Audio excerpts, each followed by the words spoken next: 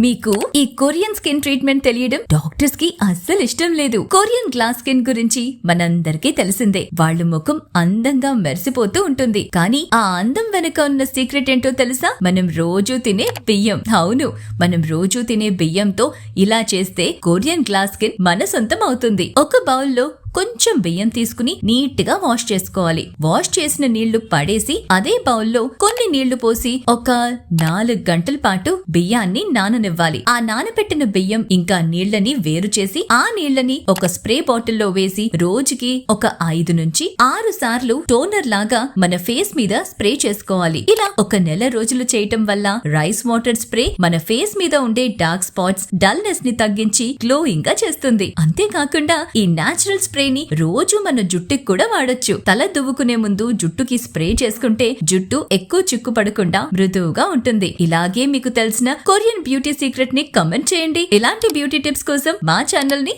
Subscribe చేసుకోండి.